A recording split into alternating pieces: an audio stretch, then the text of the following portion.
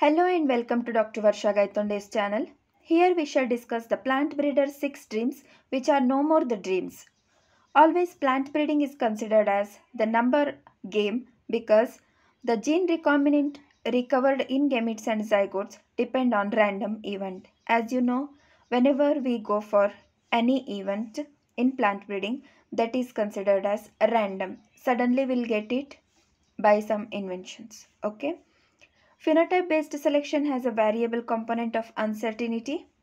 As you know, the breeding is naturally done under the field conditions, sometimes in greenhouse conditions also, but ultimately the varietal release and varietal popularity will be done in the farmer's field only. So, when it is always dependent on the environment, there will be G into E interaction for phenotypic evaluation. So, again, it is a component of uncertainty. The third is mutations. Mutations are the ultimate sources of genetic variation, but again they are the random events in general. But now the scenarios are different. We'll discuss one by one. The first dream of plant breeder is genotype based selection.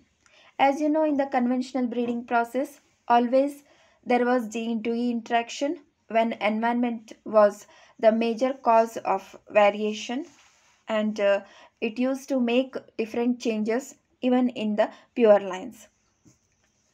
तो इसको phenotypic evaluation करने से phenotype has a non-heritable component due to the environmental influence.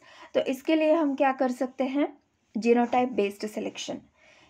Genotype based selection के लिए modern ज़माने में मतलब आजकल के प्लांट ब्रीडिंग प्रैक्टिसेस में हमारे पास मार्कर्स हैं, जीनोमिक बेस्ड सिलेक्शन है and modern techniques like we are having the speed breeding techniques supported with the marker assisted selection, then association mapping, different mapping techniques भी हम यूज़ कर रहे हैं. जीनोमिक सिलेक्शन में हम रैपिड नंबर ऑफ वैरायटीज़ को ले पा रहे हैं. Okay, this all are the fulfilling the dreams to genomic based selection. तो marker based selection में again 3 kind of markers होते हैं: random marker, gene based marker और functional marker.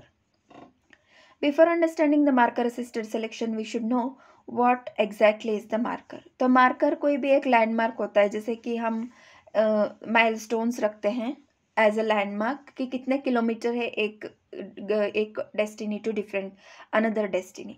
तो वैसे ही मार्कर होता है एक लैंडमार्क, और इसको हम क्रोमोसोम में स्पेसिफिकली जीन को आइडेंटिफाई करने में यूज़ करते हैं. अगर फ्लैंकिंग मार्कर्स है तो काफ़ी हमें असिस्ट हो जाएगा टू आइडेंटिफाई द अलीलिक और genic movement throughout the generations. Okay, तो random marker, gene based marker and functional marker है. Random marker and gene based marker linkage and partial linkage पे काम करता है, लेकिन फंक्शनल मार्कर कंप्लीट लिंकेज पे काम करता है. जैसे आप जानते हैं, मार्कर टेक्नोलॉजी में लिंकेज हीरो है एंड रिकॉम्बिनेशन एक विलन है.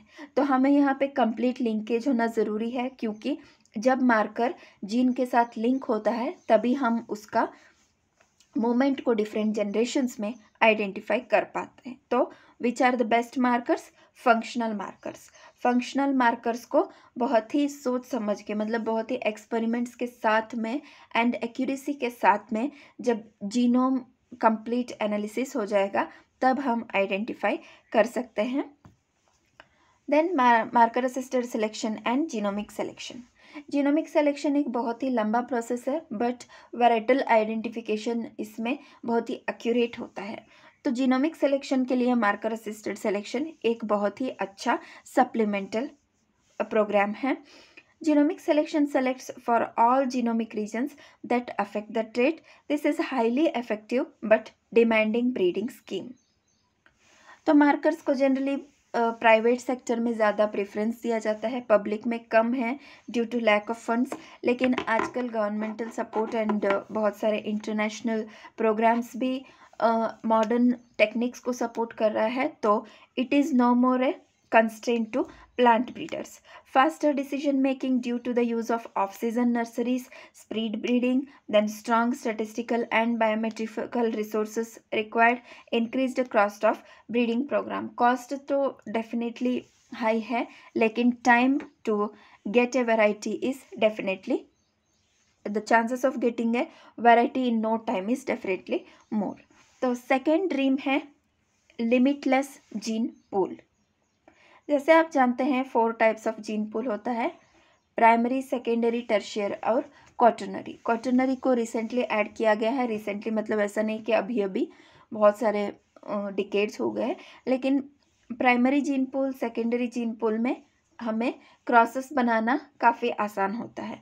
तो जैसे ये पूल्स बढ़ते जाते हैं तो डिफ़िकल्टी बढ़ती है।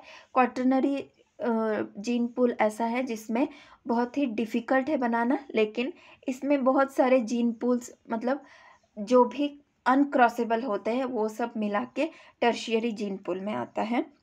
जीन पूल कॉन्सेप्ट्स को मैंने बहुत सारे वीडियोस में ऑलरेडी एक्सप्लेन किया है, you may go through it. तो लिमिटलेस जीन पूल का मतलब है कि जीन्स को across the genera, across different families में हम ट्रांसफ़र कर सकते हैं। तो कैसे? Through genetic engineering. Genetic engineering की बात करते हैं तो ट्रांसजेनिक प्लांट्स आते हैं। Genes and other sequences from any source, even synthetic sequences को यूज़ कर सकते हैं। इसमें बायोसेफ्टी कंसर्न आता है। बायोसेफ्टी मतलब जीन एनवायरनमेंट में एस्केप हो सकता है, तो उसको अवॉइड करने के लिए गवर्नमेंट रेगुलेशंस लाता है। जैसे हम नॉर्मल वैरायटी को रिलीज़ करते हैं, बायोसेफ्टी में ऐसा नहीं है। ट्रांसजेनिक्स के लिए बहुत सारे रेगुलेशंस फॉलो करना पड़ता है, उसके लिए ही सेपरेट गाइडलाइंस होता है, आइसोलेशन डिस्टेंस फॉलो करना पड़ता है। तो इनमें क्या प्रॉब्लम है? फॉरेन डीएनए सीक्वेंस, तो वो रिलेटिवली ईजियर होता है इवेल्युएट करने के लिए, जैसे कि मार्कर्स हम यूज़ कर सकते हैं इसमें। Then random transgene integration in the genome, it might lead to unintended inactivation of desirable even essential genes और एक्टिवेशन ऑफ अनडिज़ायरेबल जीन्स। मतलब ट्रांसजीन को हम रैंडमली जब इंसर्ट करते हैं तो उसका एडवर्स इफेक्ट क्या होता है कि कोई जीन जो हमें चाहिए वो इनएक्टिव हो सकता है, और कोई जो हमें नहीं चाहिए विच में be detrimental to the environment, वो एक्टिव हो सकता है। तो इसके लिए रेगुलेशंस लाया गया है। तो due to this problems transgenics के लिए लो कंज्यूमर एक्सेप्टेंस है। और भी प्रॉब्लम्स क्या है? Generation of biosafety data requires about 5.5 years. Then biosafety desired file preparation costs on an average $35 million US. तो एक एस्टिमेट के प्रकार से अबाउट $50 million भी इसमें लग सकता है। Approvals bye competent authorities do not necessarily satisfy the consumers. फिर रिस्पॉन्स क्या है? सिसजेनिक एंड इंट्राजेनिक प्लांट्स। तो सिसजेनिक प्लांट्स बहुत ही अच्छा है। रिसेंटली अगर मैं एक एग्जांपल कोट करूं तो yesterday only I have brought one video on cisgenic rubber plant. तो रबर प्लांट को रबर बोर्ड ने सिसजेनिक अप्रोच से डेवलप किया, उसके बाद में उसको आज कल नॉर्थ ईस्ट में प्लांट किया गया। तो ये एक ट्रायल बेस्ड अप्रोच है जिसमें एक gene, particular gene which is responsible for temperature tolerance, मतलब एडवर्स क्लाइमेटिक कंडीशंस को एडजस्ट करने का क्षमता है, उस जीन को इंट्रोड्यूस किया है। अगर वो उस नॉर्थ ईस्टर्न कंडीशन में सर्वाइव कर पाता है तो फिर अच्छा है कि रबर प्लांटेशन हम इंडिया के डिफरेंट पार्ट्स में भी एक्सटेंड कर सकते हैं। That's a best example. Okay, तो सिसजेनिक प्लांट्स क्या है? अनमॉडिफाइड जीन्स होते हैं जिसमें हम जैसे बात करते हैं सेकेंडरी जीन पूल हम लेते हैं तो इसका क्रॉसेबिलिटी क्वाइट डिफ़िकल्ट होता है प्राइमरी जीन पूल से। तो वहाँ से हम जीन लेके डायरेक्टली इंट्रोड्यूस कर सकते हैं, that is nothing but cisgenic approach. यहाँ पे unmodified genes with their own regulatory sequences from only the primary gene pool are used. They are similar to the backcross products, do not have any foreign DNA except the tDNA. Sorry, यहाँ पे मैंने secondary gene pool coat किया, तो ऐसा नहीं है, only primary gene pool से लेना है। और ये सिमिलर टू बैकक्रॉस है, सिर्फ tDNA को फॉरेन स्पीशीज से लिया जाता है. Rest of the regulatory sequences are same. tDNA like sequences from plants like citrus are proposed to be used. यहाँ पे जीन इंटीग्रेशन एक रैंडम इवेंट होता है. Biosafety evaluation requirement is less rigid, मतलब बायोसेफ्टी गाइडलाइंस को follow करना पड़ता है लेकिन इतना स्ट्रिक्टली नहीं है. तो सिमिलर अप्रोच है intragenic plants. Intragenic is opposite to transgenic. तो इसमें क्या है, लेकिन ये सिस्टर लाइन है to cisgenic plants except that the coding sequence of the gene are usually combined with regulatory sequence from other jeans from the primary gene pool. यहाँ पे आपको याद रखना है either it may be cisgenic और it may be intragenic, both are taken from the primary gene pool only. Cisgenic में क्या चीज़ है कि एक जीन है जिसके कोडिंग सीक्वेंस, रेगुलेटरी सीक्वेंस जो भी होता है वो सब सेम जीन से ही लिया गया है, लेकिन ओनली द tDNA मतलब ट्रांसफ़र डीएनए होता है, सिर्फ वो फॉरेन होता है. ठीक है. लेकिन इंट्राजेनिक टेक्निक में क्या होता है, यहाँ पे सेम जीन पूल के डिफरेंट जीन्स होते हैं और कंबाइन किया जाता है किसी के कोडिंग सीक्वेंस से, किसी जीन के रेगुलेटरी सीक्वेंस से. तो प्राइमरी जीन पूल से ही एक मॉडिफाइड कैसेट को बनाते हैं जिसमें रेगुलेटरी एंड कोडिंग सीक्वेंस जो भी सीक्वेंसेस है उसको कंबाइन करके एक बेस्ट कॉम्बिनेशन बनाया जाता है. That is nothing but intragenic technique. It also includes endogenous gene suppression by antisense RNA और RNAi technology. यहाँ पे जीन साइलेंसिंग का भी रोल है. Biosafety evaluation is more rigid than that for cisgenic plants. तो बायोसेफ्टी रेगुलेशंस इसमें rigid है. एक और अप्रोच है सिसजेनेसिस विथ टारगेटेड इंसर्शन. तो प्रीवियसली हमने जब रॉ सिसजेनेसिस की बात की थी वहाँ पे रैंडम अप्रोच है, लेकिन यहाँ पे targeted insertion. Gene integration at targeted sites in the genome achieved by site directed nuclease. Site directed nuclease technique के बारे में हम फर्दर स्लाइड्स में डिटेल में बात करेंगे. Cisgene integration occurs by homologous recombination, thus it replaces the allele of the same gene existing in the genome. Same gene का ही रिप्लेस करेगा. सेम जीन का रिप्लेस क्यों करेगा, जीन में भी समवट डिफेक्टिव, इसलिए रिप्लेस किया गया है at a particular site. No risk of accidental inactivation of desirable genes और एक्टिवेशन ऑफ अनडिजायरेबल जीन. ये प्रॉब्लम हमने ट्रांसजेनिक्स में स्टडी किया था. बायोसेफ्टी इवेल्युएशन में बी ग्रेटली रिलैक्स्ड.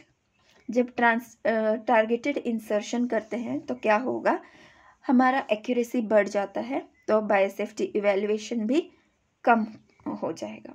ओके.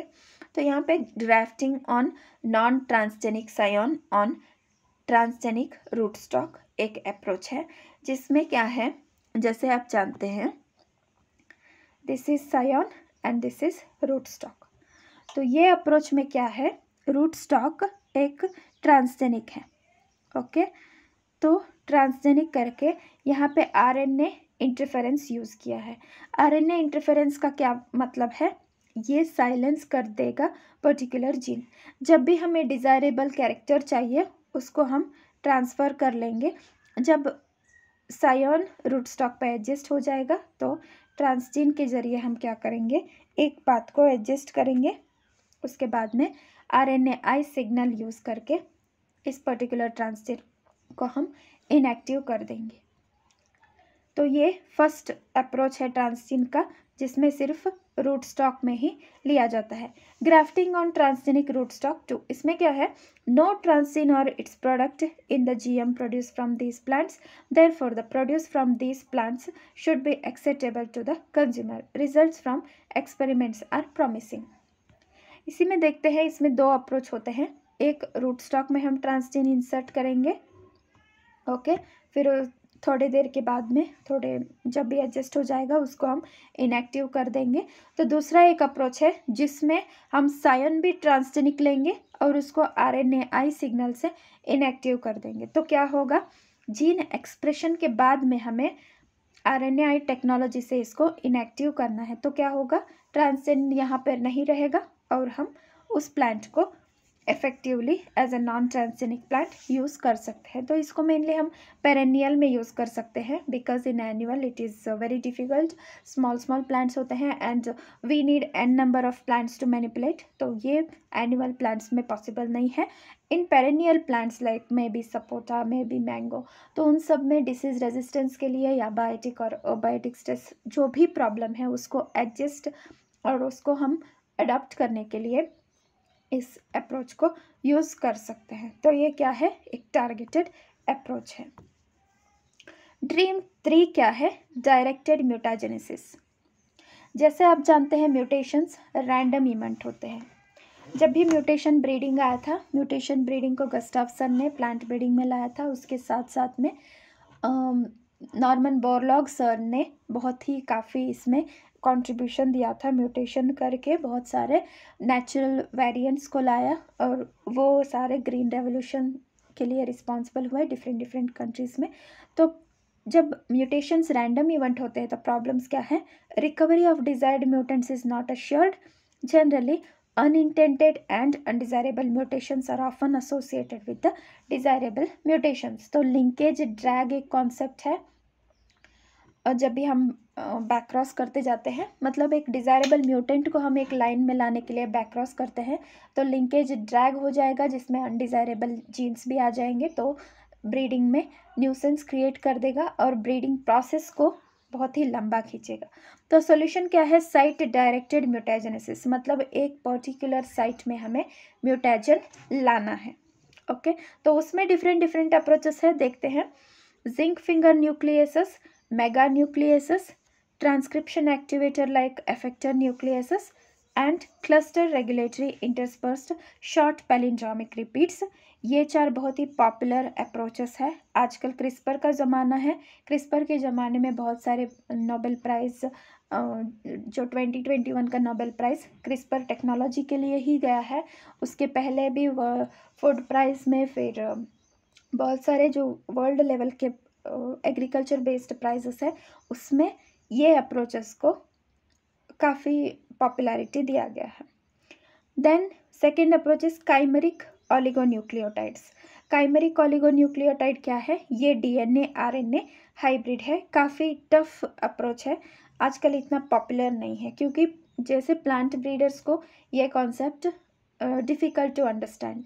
तो जब भी हम डिफ़िकल्ट टू अंडरस्टैंड कॉन्सेप्ट होते हैं उसको डिफरेंट फील्ड से रिलेट करते हैं, maybe with the physiology, maybe with biotechnology और other biometrics like advanced approaches के साथ, और उन साइंटिस्ट के साथ हम कोऑर्डिनेट करेंगे तो वेराइटल रिलीज या वेराइटी बनाना बहुत ही आसान होता है।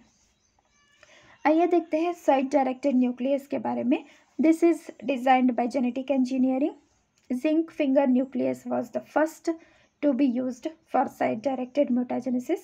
CRISPR is the easiest to design and most widely used. Site-directed nucleus alone will lead to addition or deletion of one or few base pairs, resulting in gene inactivation or activation.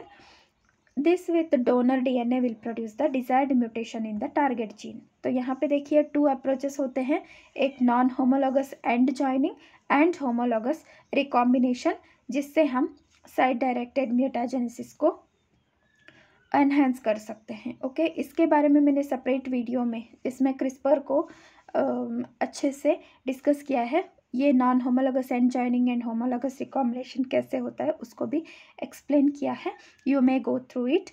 Next is mutagenesis by homologous recombination. इसमें क्या होता है, repair involves recombination with the donor DNA that has sequences homologous to the region surrounding the double standard break. उसके बाद में this enables targeted integration of the donor DNA that contains the desired mutation. It also enables targeted integration of the transgene or cisgene or intragenes at a specified site of the host plant genome। CRISPR के साथ क्या होता है, यहाँ पे एक guide RNA seed होता है और गाइड आरएनए स्कैफोल्ड होता है। क्रिस्पर को इसको 1987 में ई कोलाई में डिस्कवर किया था, और इसके साइंटिस्ट कौन है ये आपके लिए होमवर्क है कि आप कमेंट सेक्शन में बताइए। This system has a single RNA molecule with 2 regions. One is guide RNA seed जिसको ये पेयर करता है with the target DNA and guide RNA scaffold क्या करता है, ये Cas9 प्रोटीन न्यूक्लियस होता है उसको बाइंड करता है। This guide RNA seed places Cas9 nucleases at the targeted region of the genome leading to cleavage of the target DNA at the specified site in the genome. तो इसमें जो दो होता है guide RNA seed and guide RNA scaffold, इनका function क्या है, एक पर्टिकुलर प्लेस में एक जाके बैठेगा और एक जाके कट इंसर्ट करेगा, तो यही इन दोनों का फंक्शन है। ओके, ये फिगर में दिया हुआ है। Next is RNA directed DNA methylation. 21 nucleotide long और स्मॉल डबल स्टैंडर्ड आरएनए क्या करेगा, methylation of homologous DNA sequence करेगा। इसमें क्या होगा, double standard RNA homologous to the promoter of the target gene can be produced by a suitable gene construct. This double stranded RNA will lead to promoter methylation, thereby silencing the concerned gene। मतलब transcriptional gene silencing. Methylation आपको कहाँ मिलेगा, eight transcriptional site में मिलेगा। तो transcriptional based gene silencing double standard RNA को use करके बना सकते हैं। तो ये कैसे होता है, जिसमें प्रमोटर सीक्वेंस होता है, देन इन्वर्टेड प्रमोटर सीक्वेंस होता है। यहाँ पे हम स्पेसर सीक्वेंस यूज़ करके ट्रांसक्रिप्शनल जीन साइलेंसिंग अप्रोच को फॉलो कर सकते हैं। तो transgene construct producing double standard RNA is removed after gene silencing is achieved, then gene silencing would persist for several generations. This procedure will produce transgene free gene silenced plants. तो आप जैसे जानते हैं double standard RNA nature में survive नहीं कर सकता है in normal organisms except in some of the viruses. तो जब वो सर्वाइव नहीं कर पाता है तो क्या है, अगर रहेगा तो डिफरेंट प्रॉब्लम्स को बनाएगा, इसलिए इसको साइलेंस करके हटाना बहुत ही ज़रूरी है अपने काम के बाद। ड्रीम 4 क्या है, reliable construction of N outstanding hybrid. ये रिवर्स ब्रीडिंग अप्रोच है। जैसे आप जानते हैं कोई भी एक बहुत ही बेस्ट परफॉर्मिंग हाइब्रिड मार्केट में आता है तो वो पेटेंटेड होता है, उसका जो कंस्ट्रक्शन या उसका पेरेंटेज हम नहीं जानते हैं। लेकिन प्लांट ब्रीडिंग में हमें कोई कंस्ट्रक्शंस को जानना बहुत ही ज़रूरी है for the further breeding programs. इसके लिए हमारा ऑब्जेक्टिव क्या है, isolation of a pair of inbreds from an outstanding hybrid plant that would yield the same hybrid when mated together. लेकिन प्रॉब्लम क्या है, very large number of different inbreds produced, their phenotypic evolution for hybrid development would be extremely demanding. बहुत सारे lines को हमें cross करना पड़ेगा उसी हाइब्रिड को बनाने के लिए, मतलब जो हाइब्रिड हमें पता नहीं है लेकिन उसका सिमिलर हाइब्रिड बनाना हमारा डिज़ायर है। ओके, तो उस टाइम में हमें बहुत सारे फिनोटाइप्स को इवेलुएट करके, इससे कॉस्ट बढ़ जाएगा, रिसोर्सेस लग जाएंगे एंड टाइम कंज्यूम भी हो जाएगा। तो इसीलिए हम रिवर्स ब्रीडिंग कर सकते हैं। रिवर्स ब्रीडिंग में हम दो अप्रोच यूज़ कर सकते हैं। First one is hybrid suppressed by chemical और ए ट्रांसजीन। ओके, मियोटिक जो पेयरिंग होता है उसको हम सप्रेस कर सकते हैं। इसमें हम डबल हैप्लॉइड्स को यूज़ करके ये अप्रोच फॉलो कर सकते हैं, जिसमें क्या होता है, number of different genotypes in double haploid population will be merely 2:n. n is the number of chromosomes of the species. अगर 7 क्रोमोसोम है तो इनब्रेड कॉम्बिनेशन 128 ओनली, मतलब फिर से हमें इसमें डिफ़िकल्टी आएगा। तो सेकेंड अप्रोच क्या है, यहाँ पे हम genome wide molecular marker use कर सकते हैं, मतलब identification of the complementing pairs is greatly simplified. यहाँ पे क्या होता है, this would eliminate phenotypic evaluation. Double haploid technique में हमें फिनोटिपिक इवैल्यूएशन बहुत ज़रूरी है, लेकिन रिवर्स ब्रीडिंग 2 अप्रोच में हम क्या करेंगे, हम मार्कर्स को यूज़ करेंगे, जिससे जो मियोटिक कॉम्बिनेशन के लिए रिस्पॉन्सिबल है उन पर्टिकुलर जीन्स को आइडेंटिफाई करेंगे मार्कर्स के हेल्प से, और वहाँ पे हम सप्रेस करके कॉम्बिनेशन को पा सकते हैं। ड्रीम 5 क्या है, ब्रीडिंग पेरेनियल्स लाइक एनिमल्स। जैसे आप जानते हैं नीम ट्री होगा, मैंगो ट्री होगा, जब भी हम पेरेनियल्स पे रिसर्च करते हैं तो बहुत सारे टाइम चाहिए। मे बी अगर एक पीएचडी स्टूडेंट है, उसको अगर पेरेनियल के साथ काम करने जाएगा तो 6 to 7 ईयर्स लग जाएंगे पीएचडी कंप्लीट करते करते। तो just imagine about the researchers, they may spend 30 to 40 years to work with the perennials. तो इसके लिए हमें उनका जनरेशन टाइम रिड्यूस करना पड़ेगा। तो उसके लिए क्या करना पड़ेगा, स्पेसिफिक जीन्स आइडेंटिफाई करने पड़ेंगे जो जनरेशन पीरियड रिड्यूस कर सकता है। वैसे ही आइडेंटिफाई किया है like FT from Arabidopsis, PtFT and PtFT2 from popular plant और सीआईएफटी फ्रॉम सिट्रस। तो transgenic plants flower in 1 year. Marker assisted backcross scheme is done to transfer the desired genes using early flowering transgenic lines. तो early flower induce करने से क्या होगा, या transgenic approach से transfer करने से क्या होगा, हम जनरेशन पीरियड रिड्यूस कर सकते हैं, फ्लावरिंग को जल्दी इंड्यूस कर सकते हैं और उसके ऊपर स्टडीज़ हम जल्दी कर सकते हैं। In the end transgene for early flowering is removed by segregation. जैसे आप जानते हैं F1 के बाद F2 होता है, F2 में सेग्रीगेशन आएगा। तो सेग्रीगेशन से जिन प्लांट्स में हम ट्रांसजीन पाएंगे उनको हम हटा देंगे, जो भी ट्रांसजीन नहीं है उनको हम फर्दर कैरी करेंगे to the next generations. Normal flowering end product of the backcross program, that is improved version of the recurrent parent, is released for commercial cultivation. This variety will be free from the transgene and foreign gene sequences. And the last dream है breeder का कि जल्दी उनका variety release हो जाए and market में आ जाए। जैसे आप जानते हैं कोई भी एक वैरायटी मार्केट में आना है या नोटिफाइड एंड रिलीज़ होना है तो उसके लिए बहुत ही लंबा प्रोसीजर है। प्रोसीजर में क्या है, पहले रॉ यील्ड ट्रायल्स करना पड़ेगा जिसमें ऑगमेंटेड डिज़ाइन यूज़ करके एक पर्टिकुलर चेक यूज़ करके हम बहुत सारे नंबर ऑफ लाइंस या स्ट्रेन्स बोलते हैं हम बिफोर रिलीज़, तो उनको लगाएंगे। तो उसमें बेस्ट लाइन कौन से हैं उसको ब्रीडर ही लेके आगे बढ़ता है। फिर वो रेप्लिकेटेड यील्ड ट्रायल में जाएगा, फिर प्रिलिमिनरी यील्ड ट्रायल में जाएंगे जिसमें बायोटिक एंड अबायोटिक स्ट्रेस के लिए चेक किया जाएगा with one local best performing check को यूज़ करके। देन कंपैरेटिव यील्ड ट्रायल्स होते हैं जिसमें मोर देन वन चेक को यूज़ करते हैं which are already identified and are meant for different characters, may be for biotic stress, abiotic stress, nutritional factor, वैसे ठीक है। फिर एमएलटीज लगाया जाएगा। एमएलटीज के लिए फिर से एक साइंटिस्ट का मीट होगा यूनिवर्सिटी लेवल पे। तो उसमें क्या करेंगे, एमएलटी में वो पर्टिकुलर वैरायटी स्ट्रेन सुटेबल है या नहीं उसको चेक करेगा। फिर material distributed to stations, different stations में यूनिवर्सिटी के अभी रिसर्च स्टेशंस है उसमें डिस्ट्रीब्यूट करेंगे इवैल्यूएट करने के लिए। फिर एडाप्टिव रिसर्च ट्रायल में डालेंगे जिसमें डिपार्टमेंट ऑफ एग्रीकल्चर को दिया जाएगा और साइंटिस्ट के द्वारा इवैल्यूएट किया जाएगा। फिर मिनिकी ट्रायल से सब लगाएंगे, फिर उसको इवैल्यूएट करेंगे CVRC या SVR से, जिसको सेंट्रल वैराइटल रिलीज कमेटी और स्टेट वैराइटल रिलीज कमेटी से वो अप्रूव होना चाहिए। उसके बाद में सेंट्रल सब committee on crop standards notification and release of A variety उसके द्वारा इवैल्यूएट करना पड़ेगा।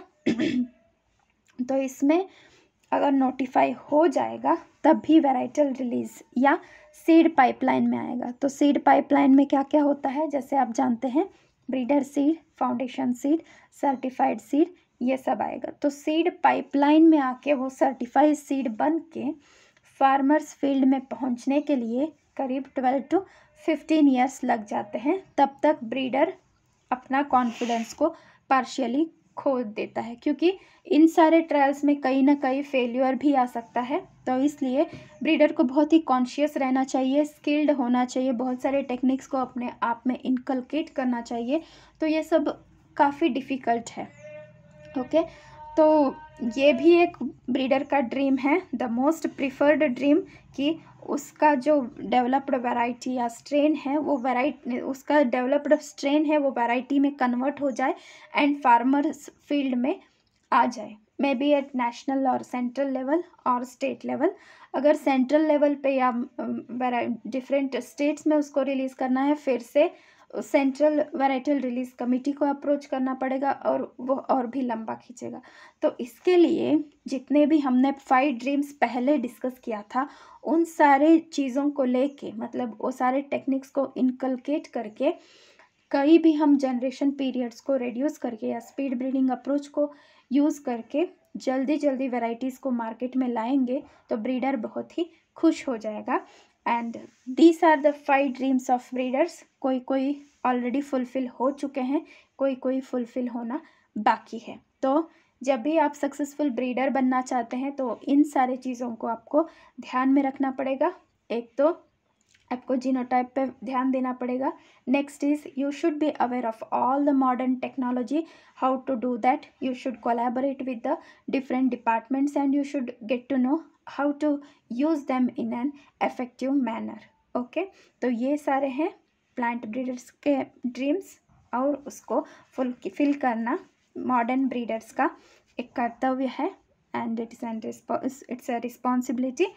Friends, I hope the things whatever I covered are helpful to you. तो conclude करेंगे, product from SDN techniques are in advanced stage of evaluation. Grafting and reverse breeding are in experimental stages. Early flowering perennial schemes being used in breeding program. तो transgenesis, सिसजेनेसिस, intragenic plants commercialised और close to commercialisation stage में है। तो इनके ऊपर government के बहुत सारे रेगुलेशंस है, लेकिन ये सारे बहुत ही अच्छे टेक्निक्स हैं। तो इनको यूज़ करके हम प्लांट ब्रीडिंग को एक अच्छे लेवल पे ले जा सकते हैं।